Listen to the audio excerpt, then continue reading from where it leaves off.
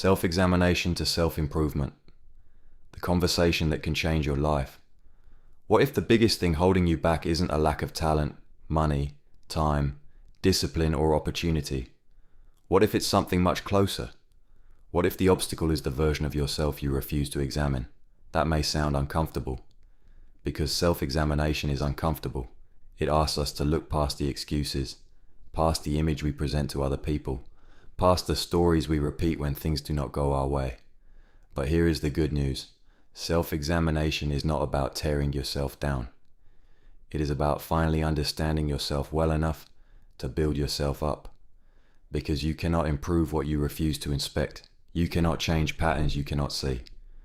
And you cannot become the person you want to be while protecting every habit, belief, reaction, and excuse that keeps you stuck. Today, we are talking about the bridge between self-examination and self-improvement. How to look at yourself honestly without becoming your own enemy. How to identify the patterns shaping your life. And how to turn awareness into real change. So if you have been feeling stuck, overwhelmed, disappointed in yourself, or simply ready to grow, stay with me.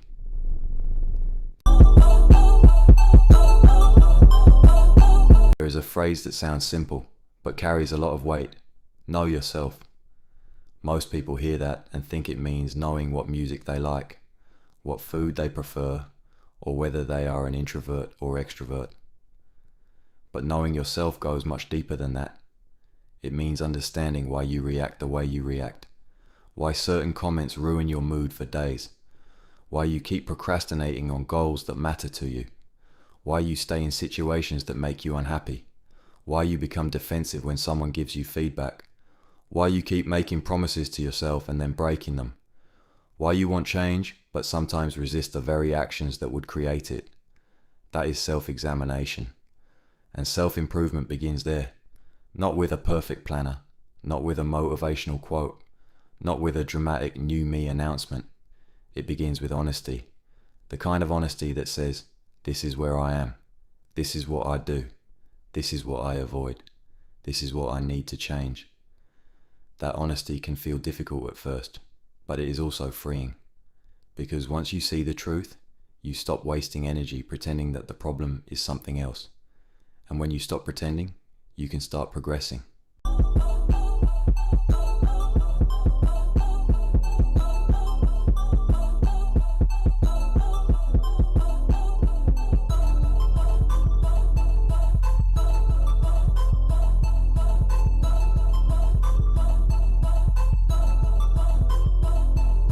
Before we go any further, we need to clear something up.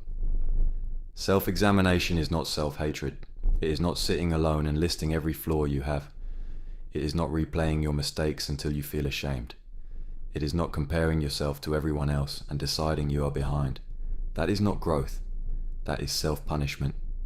And self-punishment rarely creates lasting improvement. Think about it.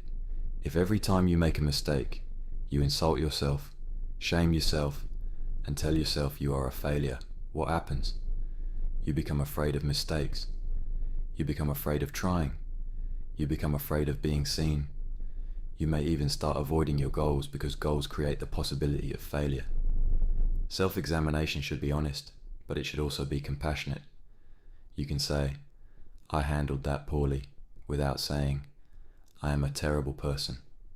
You can say, I need to become more disciplined, without saying, I will never be enough. You can say, I made a mistake, without turning one mistake into your entire identity. This is important because the way you speak to yourself affects the way you grow. If you approach yourself like a harsh judge, you will hide your flaws from yourself. But if you approach yourself like a wise coach, you will be more willing to face them. A wise coach does not ignore mistakes. A wise coach notices them, explains them, and helps you improve. That is the energy you need. Not denial, not shame. Honesty with compassion. Every person has a story about themselves.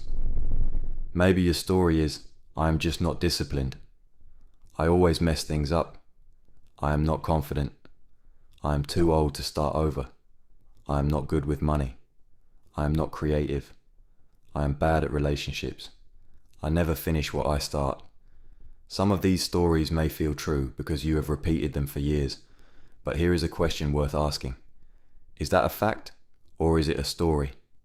There is a difference. A fact might be, I have not exercised consistently for the past 6 months. A story might be, I am lazy. A fact might be, I did not get the job. A story might be, nobody will ever see my value. A fact might be, I made a poor financial decision. A story might be, I am hopeless with money. Facts can guide you. Stories can trap you. The stories we tell ourselves often become invisible rules. They shape what we attempt, what we expect, and what we believe is possible. If you believe you are lazy, you may stop looking for the real reason you avoid action. Maybe you are exhausted. Maybe you are overwhelmed. Maybe your goals are unclear. Maybe you fear failure. Maybe you have built an environment that makes distraction easier than progress. But if you call yourself lazy, the investigation ends too soon. Self-examination asks you to get curious. Instead of saying, why am I like this? Ask, what is happening here? Instead of saying, what is wrong with me? Ask, what pattern am I repeating? Instead of saying, why can't I change? Ask, what is making change difficult? Those questions are not excuses. They are better questions, and better questions lead to better answers.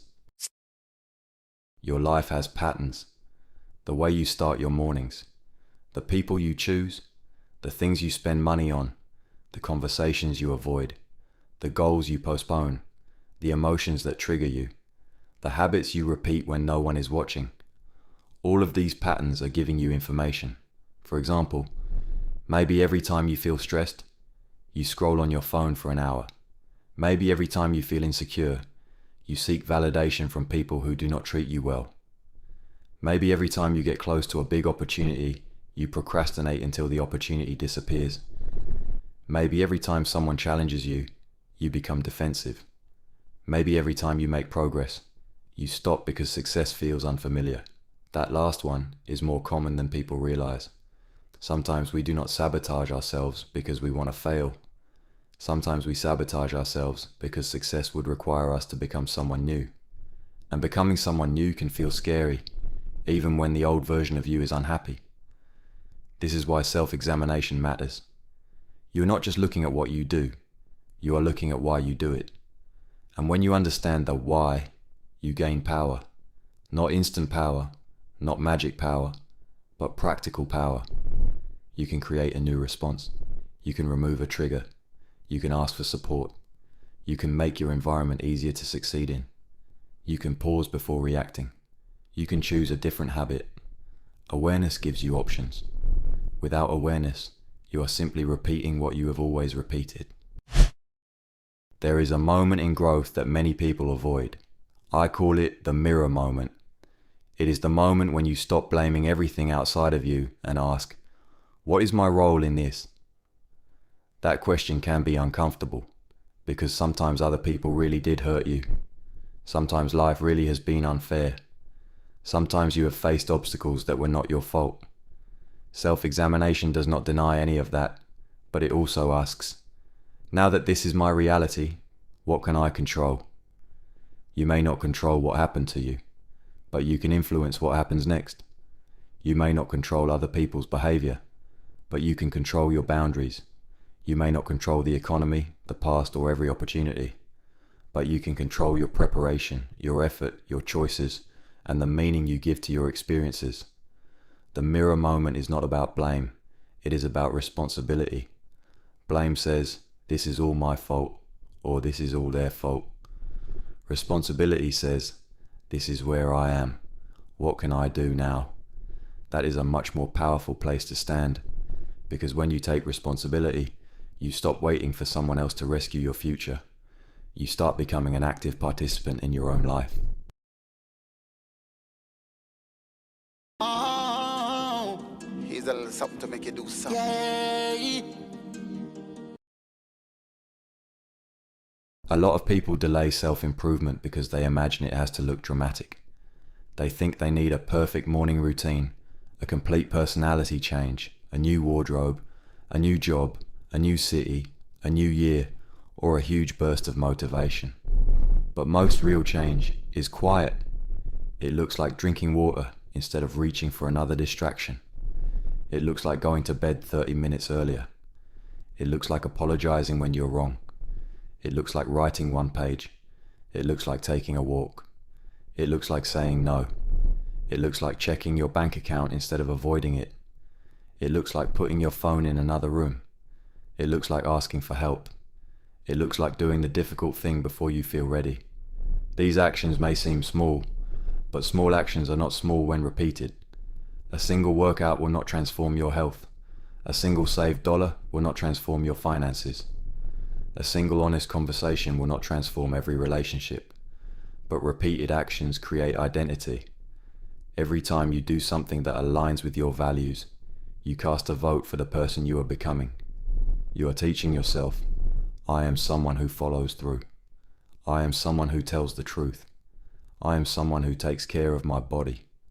I am someone who can handle discomfort. I am someone who learns from mistakes. That is how confidence grows. Not from empty affirmations, from evidence. Evidence that you can trust yourself. Your life changes when you become willing to look at it clearly. Not through fear, not through shame, not through comparison, but through honesty. Self-examination gives you the truth.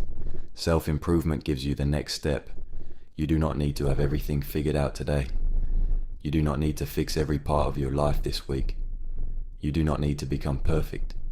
You just need to be willing to ask yourself the questions that lead to growth. What am I doing that is helping me? What am I doing that is holding me back? What am I ready to change? And what is one small action I can take today? Because your future is not built by the person you say you want to be. It is built by the choices you make when no one is watching. So examine yourself with honesty. Treat yourself with compassion. Take responsibility for what you can control.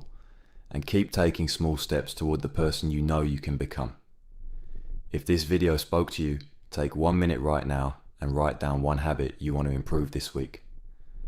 Put it in the comments if you are comfortable, not for pressure, but for commitment. And if you want more videos about discipline, confidence, mindset, and becoming the best version of yourself, make sure you like this video, subscribe to the channel, and turn on notifications. Most importantly, do not just watch this and move on. Choose one small action. Do it today. Your next version is not waiting somewhere in the future. You build that version of yourself one honest decision at a time.